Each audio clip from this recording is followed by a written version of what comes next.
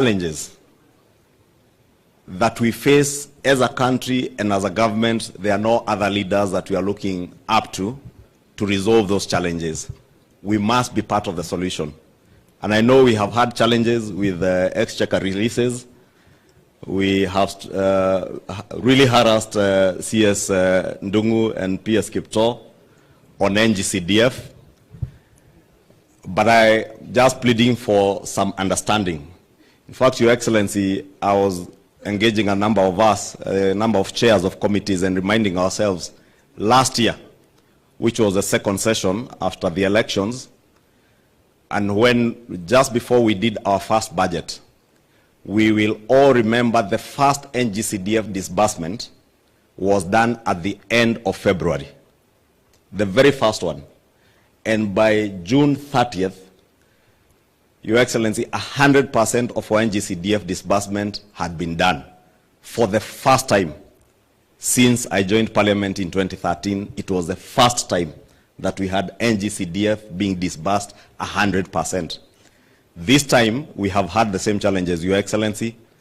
The first disbursement of NGCDF was done early January, 10 billion shillings, and the CS National Treasury has committed to a disbursement of 10 billion shillings every month to ensure that by the end of the financial year again, we have 100% disbursement of NGCDF.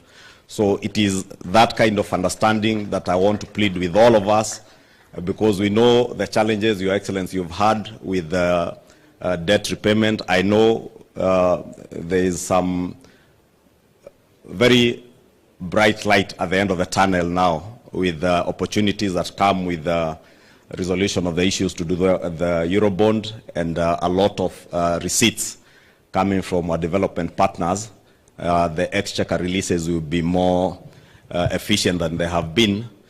And these challenges, Your Excellency, are not just in Parliament, and that's why I thought it was fair that I raise this matter here, because I know these members of Parliament also have a lot of pressure, including myself, from our constituents, when NGCDF disbursements are late and children are waiting for bursaries. But we must also not forget that the first disbursements that were done, I think, to the Ministry of Education touched on capitation to our schools. And without the capitation, you can imagine the situation would only get worse.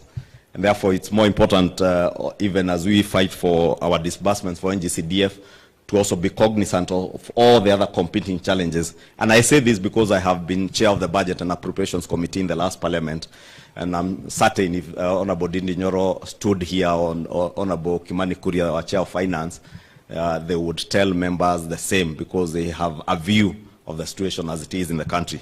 Your Excellency, with those very many remarks, allow me to now invite our leader of majority in the Senate to give his brief remarks, then invite our Deputy President for his opening remarks. Thank you, and God bless you, and wish you all a good engagement throughout the day. And for the Cabinet, who will be here for another 2 days, all the best in your engagements. Thank you. Thank you, Kimani. Your Excellency, the President and the leader of our party, the Deputy President of the Republic, colleague legislators, members of Cabinet, and I guess everyone who's here, I greet you all good morning. Good morning once again.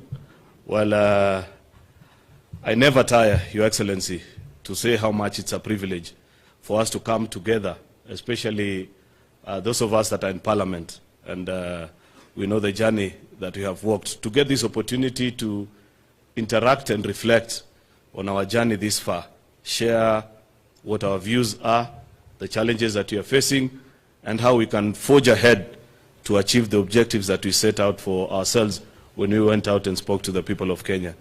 Therefore, Your Excellency, allow me to appreciate this opportunity on behalf of the members of the Senate to interact with you and the members of the Executive, to share ideas and also just give an update of our work in Parliament, what is before us, the challenges that we're experiencing, and then forge ahead together as one united team. At the Senate, Your Excellency, we have had also a busy season the last few months, just before we went on recess. If you'll recall, members